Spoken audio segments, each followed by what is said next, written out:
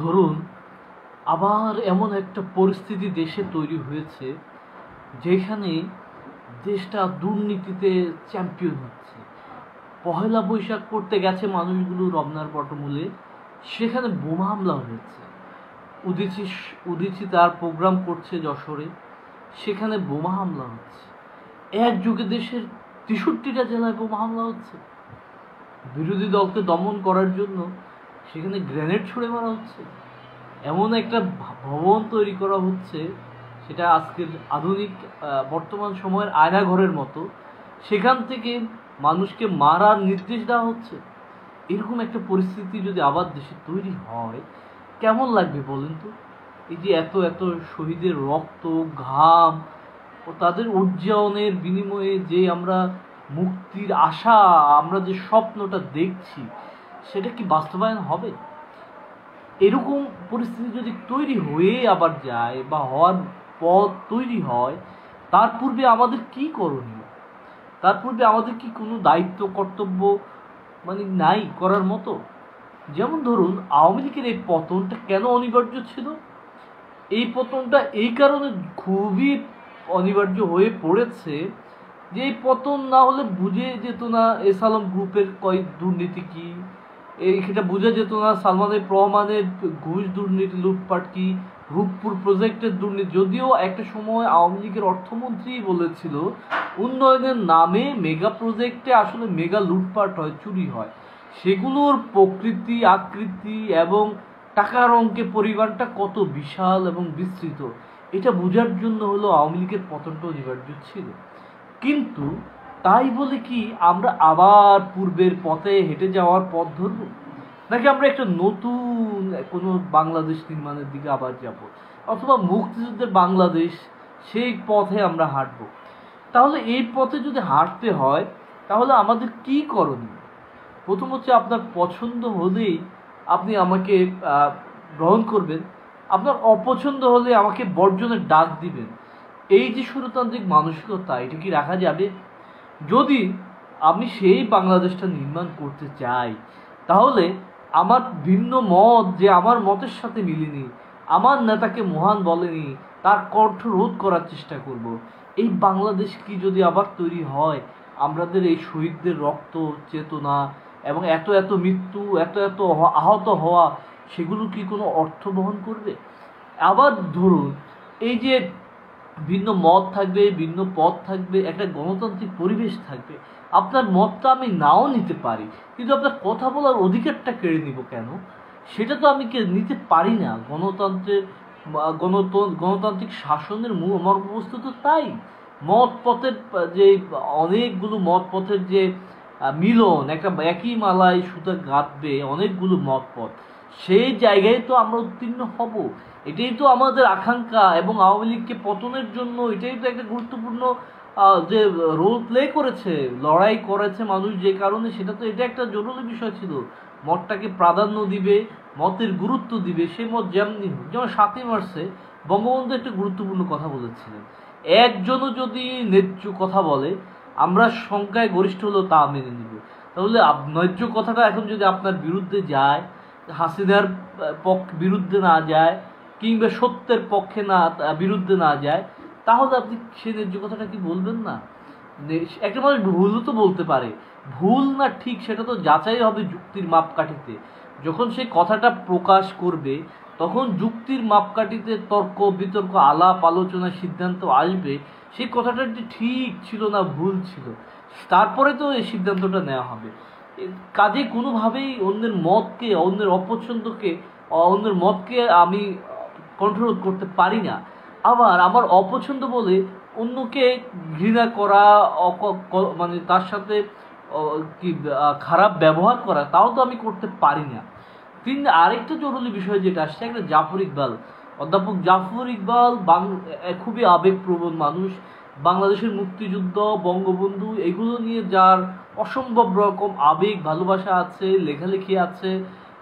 এই যে একজন বিশ্ববিদ্যালয়ের শিক্ষক, অনেক ছাত্রকে পড়িয়েছেন ডক্টর মোহাম্মদ জাফর ইকবাল, তিনি নিজেও জঙ্গিদের হাতে আহত হয়েছেন। তাহলে আজকে যখন আমরা দেখি ডক্টর মোহাম্মদ জাফর ইকবাল, সে তার একটা অবস্থান নিয়েছে, উনি কট্টর রাজাকার বিরোধী, আমরা অনেকেই রাজাকার বিরোধী, রাজাকার বা এই ঘটনার মানুষগুলোকে আমরা বিরোধিতা করি। কিন্তু জাফর ইকবাল তো চাপাতি হাতে নেয় নাই যে রাজাকারদের কন্ট্রোল করার জন্য তাদের কল্লা কেটে দেওয়ার কথা বলে নাই। তিনি বই লিখেছেন, পত্রিকায় কলাম লিখেছেন, তিনি মানুষকে উদ্বুদ্ধ করার চেষ্টা করেছেন। এটা তো মানে একটা সন্ত্রাসবাদ সৃষ্টি থেকেও ভালো কাজ, যে কলমের পাল্টা কলমে হবে, যুক্তির পাল্টা যুক্তি হবে, লেখনির বিপরীতে লিখনি দাঁড়াবে। সেটা না হয়ে অধ্যাপক জাফর ইকবাল সম্পর্কে, বা আমরা জাফর ইকবাল স্যার বলি, তার সম্পর্কে যে প্রথমত যে একটা অবস্থান নেওয়ার জন্য, তার অবস্থানটা ভুলও হতে পারে, সেই ভুল অবস্থান নেওয়ার জন্য তার সম্পর্কে আমরা যে আজেবাজে কথা ছড়িয়ে বেড়াচ্ছি, সেটাকে আমাদের এই যে এত এত মানুষের মৃত্যু, এত এত আহত হওয়া, এত জীবন বাজি রেখে সেটাকে কি তাৎপর্যপূর্ণ করবে, নাকি তাকে আরো ম্লান করে দিবে, তাকে প্রশ্নবিদ্ধ করে দেবে? আর একটা সেই বিষয়গুলো আমাদের একটু বিবেচনায় রাখা কি জরুরি নয়? আজকের প্রেক্ষাপটে তা অবশ্যই অনেক বড় জরুরি এবং প্রাসঙ্গিক বিষয়। এবার আসুন, এখন এই জাফর ইকবাল পছন্দ বলে তার বই পড়িয়ে দিতে হবে?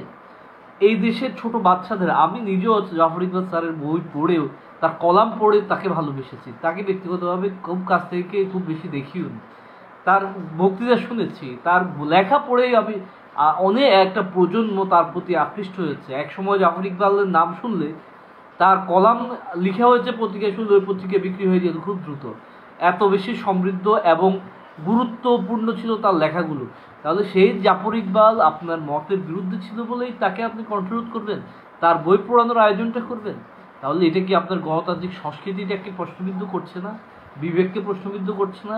যে শহীদ, যে সাইদের মতো যারা যারা ত্যাগ করেছে, জীবনটাকে বিসর্জন দিয়েছে, তাদের যে আকাঙ্ক্ষা, তার বিরুদ্ধে আপনি দাঁড়িয়ে যাচ্ছেন না? একইভাবে আরেকটা বিষয় জরুরি, যে সরকার 12 দিন 13 দিন এখন এসেছে ক্ষমতায়, কিছু গুরুত্বপূর্ণ পরিবর্তনের একটা চেষ্টা করেছে। এই মানুষদের উপর আমরা এতটুকু নির্ভর করতে পারি, যেমন যে নির্ভরটা আমরা বিগত অর্থমন্ত্রীর উপর করতে পারিনি, বিগত আইনমন্ত্রীর উপর করতে পারিনি, বিগত অন্য অনেক মন্ত্রণালয়, শিক্ষা মন্ত্রণালয়ের উপর করতে পারিনি, আমরা সেই জায়গা থেকে এখন আমরা কিছু নির্ভরশীল, অন্তত দেশপ্রেমিক, আপাত অর্থে দেশপ্রেমিক বলতে পারি, সেই মানুষগুলোর হাতে দায়িত্বটা পড়েছে। তো সালাউদ্দিন আহমেদ, তাকে আমরা অন্তত দেশপ্রেমিক বলতে পারি। সে একজন সজ্জন মানুষ, তিনি অর্থনীতি বিষয়ে অনেক জ্ঞান রাখেন, বাংলাদেশ ব্যাংকের গভর্নর ছিলেন, এখনও টাকা খুললে তার নাম দেখা যায়। তাহলে তাকে দিয়ে যদি আমরা আমাদের অর্থনৈতিক সংকটটাকে মোকাবেলা করতে পারি, সেটা কি আমাদের খুবই খারাপ হবে? আমাদের আইনের যে নানা মারপেজ আছে, অসঙ্গতি আছে, দুর্বলতা আছে, একজন আইনের শিক্ষক হিসেবে আসিফ নজরুল নিয়ে অনেক বিতর্ক হতে পারে, কিন্তু আইনের শিক্ষক হিসেবে তাকে আমরা কি এতটুকু কাজে লাগাতে পারি না? আমাদের সেই ব্রিটিশদের পিরিয়ড থেকে যে কালা কানুন, আইন এবং প্রথা আমাদের এখানে যুক্ত হয়ে আছে, এগুলোকে বিসর্জন দিয়ে যুগ উপযোগী করে, বাংলাদেশ উপযোগী করে আমাদের এখানে আইন, প্রথা, প্রতিষ্ঠান সেগুলো তৈরি হবে। সেই কাজে কি আমরা অধ্যাপক আসিফ নজরুলকে ব্যবহার করতে পারি না? বা সেই চেষ্টাটাকে আমাদের করা কি ভুল? কোনোভাবেই তো ভুল নয়। একইভাবে ধরুন অন্য অন্য মন্ত্রণালয়, 2-1টা মন্ত্রণালয় ছাড়া যে মানুষগুলো এসেছে, এটা তো খুবই এখানকার সজ্জন মানুষ, পরিচিত মুখ, যারা অন্যায়ের বিপক্ষে এতদিন কথা বলেছে, যারা ন্যায়ের পক্ষে শক্তিকে শক্তিশালী করার জন্য, জনমত তৈরি করার জন্য পত্রিকায় লিখেছে, কেউ কেউ তো আন্দোলনেও ছিল। তাহলে তাদের জন্য তাদেরকে হাতে দায়িত্ব দিয়ে আমরা যদি এখন চোরাগোপ্তা হামলা করার জন্য ছড়িয়ে পড়ি, আমরা যদি ফেসবুকে গুজব প্রচার করি, আমরা যদি আমার অপছন্দ বলে একজনকে কন্ট্রোল করার চেষ্টা করি, তার বাড়িতে হামলা করার চেষ্টা করি, সেটা কি আমাদের 5ই আগস্টটাকে আরও বড় করবে? কোনোভাবেই তো বড় করছে না। কাজেই এই বিচার বিবেচনা বোধগুলো আমাদের মানুষের কেন গড়ে উঠবে না? যেমন পাট ও বস্ত্রমন্ত্রী বা শিল্পমন্ত্রী, শিল্প উপদেষ্টা, তাদের প্রতি আমাদের এই উদাত্ত আহ্বান আজকের লাইভের মধ্য দিয়ে জানাতে চাই যে আপনারা চিনিকল, পাটকলগুলো খুলে দিন। আমাদের এই চিনিকল কত ঐতিহ্যবাহী পাটকল, বাংলাদেশে বলতো যে সোনালী আট পাশ, পাটকে সোনালী আঁশ বলা হতো, গোল্ডেন ফাইবার অফ জুট। সেই পাটকলটা বন্ধ হয়ে গেছে, চিনিকলটা বন্ধ হয়ে গেছে, সব কিছুতে আমরা পরনির্ভরশীল হয়ে পড়ছি।